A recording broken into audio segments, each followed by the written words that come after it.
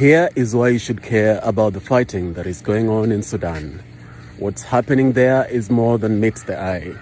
And it's time for the world to discuss the actual truth of what is going on there.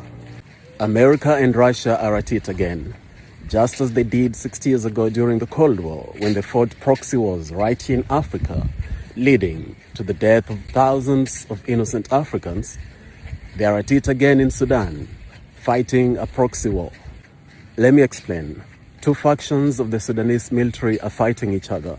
One of them is led by Lieutenant General Mohammed Hamdan, head of the paramilitary group known as Rapid Support Forces.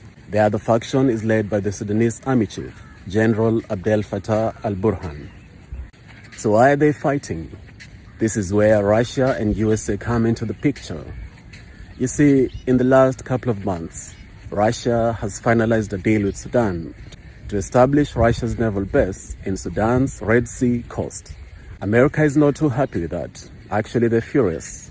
America's ambassador to Sudan, John Godfrey, expressly warned Sudan not to seal that deal with Russia, but they're going ahead and doing just that.